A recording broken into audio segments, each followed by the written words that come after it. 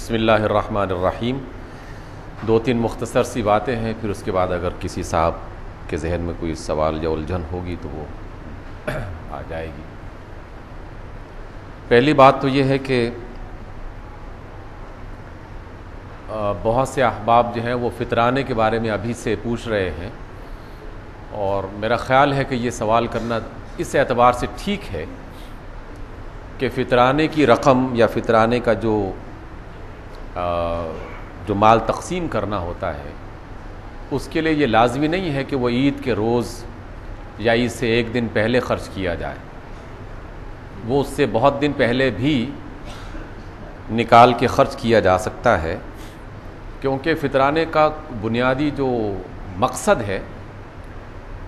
وہ ہے دوسروں کو اپنے عید کی خوشی میں شریک کرنا، اور دوسروں کو عید کی خوشی میں شریک کرنے کے لیے جہاں کھانے پینے کا بندوبست کیا جاتا ہے وہیں لباس وغیرہ کا بھی اور جوتے اور بنیادی ضرورتوں کا اہتمام بھی ہو سکتا ہے۔ یقیناً اگر وہ کچھ وقت پہلے دے دیا جائے ان افراد کو کہ جو ضرورت مند ہیں، تو وہ اس رقم سے اپنا لباس بنوا لیں گے، اپنے بچوں کے لیے کوئی چیز خرید لیں گے۔ تو اس اعتبار سے یہ بات درست ہے کہ فطرانہ ابھی سے ادا کیا جا سکتا ہے، اور فطرانے میں لازماً آپ کو اپنے گھر کے تمام افراد کی طرف سے بچوں سمیت تمام افراد کی طرف سے ایک رقم نکالنی چاہیے۔ اس رقم کا تعین انشاءاللہ اخبارات میں آ بھی جائے گا، لیکن اس میں 2.5 کلو سے لے کر 3 کلو تک جو گندم ہے یا آٹا ہے اس کی قیمت کا تعین کرنا۔ آپ بازار سے پتہ کر لیں کہ گندم یا آٹے کی کیا قیمت ہے، تو جو بھی قیمت بنتی ہے اس میں 2.5 کلو یا 3 کلو، فرق صرف اتنا ہے۔ میں نے پہلے بھی ایک دفعہ ذکر کیا تھا کہ رسول اللہ صلی اللہ علیہ وسلم نے ایک صاع کا ذکر کیا ہے، اور صاع ایک پیمانے کا نام ہوا کرتا تھا آپ علیہ الصلوۃ والسلام کے زمانے میں، ماپ کر وہ دے دیا کرتے تھے۔ اور صاع جو ہے اس کی 2 شکلیں تھیں۔ ایک کوفہ کے رہنے والوں کا جو صاع تھا وہ نسبتاً سائز میں چھوٹا تھا، جس کے اندر 2.5 کلو کے قریب کوئی اناج وغیرہ پڑ سکتا تھا، اور مدینہ میں جو صاع استعمال ہوتا تھا وہ نسبتاً تھوڑا سا بڑا تھا، جس میں 3 کلو کے قریب اس میں پڑتا تھا۔ تو یہ ایک فرق ہے بنیادی، اور کچھ نہیں ہے، کیونکہ روایت میں صرف ایک صاع کہا گیا ہے، تو اس لیے ایک صاع اس میں مدینہ اور کوفہ کے اعتبار سے فتوے میں تھوڑا سا فرق آ جاتا ہے۔ لیکن جو میں نے لوگوں سے بات کی تو اگر اس کی قیمت 65 روپے بنتی ہے ایک فرد کی نسبت سے تو آپ 70 نکال لیجیے، 70 بنتی ہے تو 5-7 اوپر کر لیں تو یہ زیادہ بہتر ہے۔ اور میں یہ اس بات کو ہمیشہ اس وجہ سے کہتا ہوں کہ رسول اللہ صلی اللہ علیہ وسلم کا طرز عمل یہی تھا۔ یہ جو مقدار ہے نا، بالکل ماپ تول کر بالکل فکس کر کے دینا، یہ تو در حقیقت ان لوگوں کے لیے ہے کہ جن کے دل تنگ، جن کے ہاتھ تنگ، جو خرچ کرتے وقت ذرا دقت محسوس کرتے ہیں، تو ان کے لیے اللہ کے رسول نے اور اللہ رب العزت نے بالکل ماپ تول کر یوں کر دیا کہ اتنا تو لازماً ہر صورت میں نکالنا ہے۔ جیسے زکوٰۃ کے بارے میں ہم یہ کہتے ہیں نا کہ 2.5% نکالنا، تو 2.5% کا جو پیمانہ ہے یہ ان افراد کے لیے ہے جن کے ہاتھ اور دل تنگ ہیں۔ اس میں ایک گستاخانہ جملہ بعض اوقات میں کہہ دیتا ہوں، لیکن حقیقت وہی ہے جو میں نے ایک بندے سے سنی، اللہ تعالیٰ کے نیک بندے سے، اور وہ یہ ہے کہ زکوٰۃ اللہ رب العزت کا حکم ہے، مسلمانوں پر فرض ہے۔ تو کیا کوئی آدمی سوچ سکتا ہے کہ جو چیز فرض ہو وہ رسول اللہ صلی اللہ علیہ وسلم نے کبھی کام نہ کیا ہو؟ اگر اس کو اس اعتبار سے دیکھیں تو یہ بات ناممکن ہے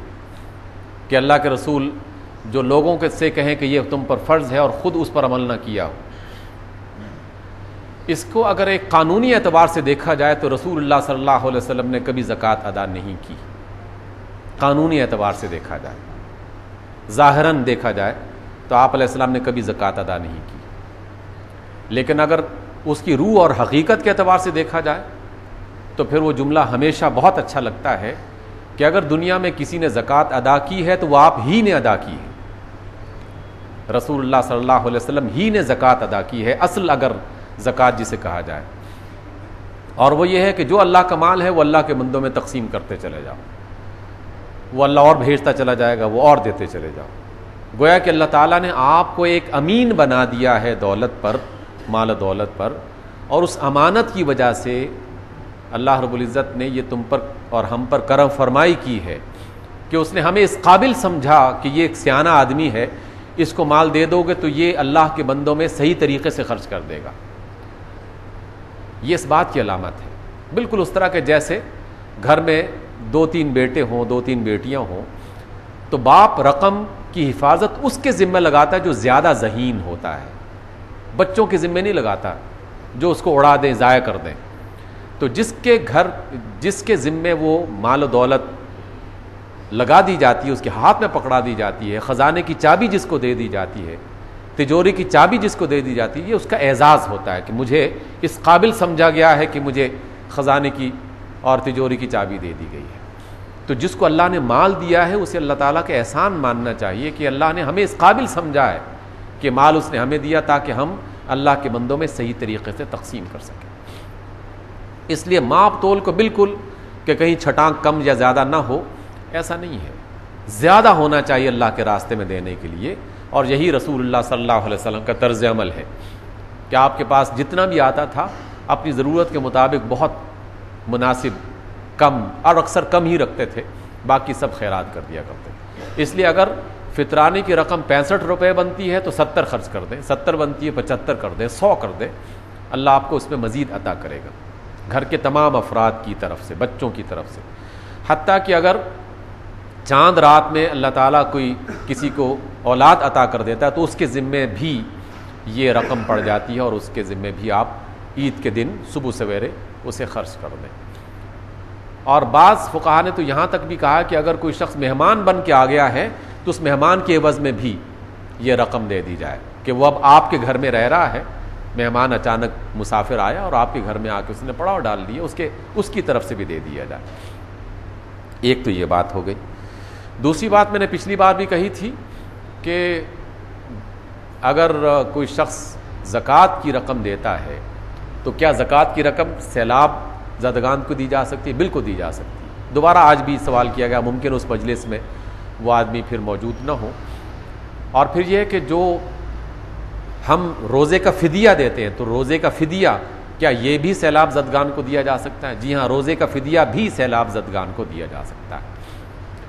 اس میں ضمناً ایک بات یہ تھی کہ اگر زکوٰۃ کی رقم دی جائے تو ہو سکتا ہے کہ کوئی سید ہو، تو پھر سید کو تو زکوٰۃ نہیں لینی چاہیے، تو پھر اس کا کیا اہتمام کیا جائے؟ تو اس کے بارے میں 2 باتوں کو جاننا چاہیے۔ پہلی بات یہ ہے کہ زکوٰۃ، صدقات، خیرات اللہ کے راستے میں جو بھی ہم دیتے ہیں یہ ان کا حق ہے، اور اس کو ہم حق سمجھ کر دیں۔ اور یہ دینے کے لیے زیادہ بہتر یہ ہے کہ آپ مختلف قسم کے اداروں کو اور قابل اعتماد NGOs کو یہ دیں، اور قابل اعتماد جماعتوں کو دیں، تنظیموں کو دیں۔ اور جو اچھی تنظیمیں ہیں وہ باقاعدہ اپنے ہاں ریکارڈ رکھتی ہیں کہ یہ زکوٰۃ کا مال ہے اور یہ زکوٰۃ کا مال نہیں ہے، وہ باقاعدہ اس بات کا ریکارڈ رکھتی ہیں۔ اور جب وہ تقسیم کرتی ہیں تو اس میں بھی باقاعدہ اس بات کا اہتمام کیا جاتا ہے کہ آنے والوں کو دیکھا جائے، ان کی رجسٹریشن کی جائے، اور اس رجسٹریشن کے دوران بندے کو پتہ چل جاتا ہے کہ یہ کون ہے اور کون نہیں ہے، اور وہ خود بھی ضرورت مند اگر ذکر کر دے تو کوئی حرج نہیں اس کا۔ اور اس میں پھر وہ جو تنظیمیں ہیں وہ زکوٰۃ میں دینے کے بجائے وہ جو ہدیے دیے گئے ہیں ہماری طرف سے، آپ اس کو صدقہ خیرات نہ سمجھیں، آپ اس کو ہدیہ سمجھیں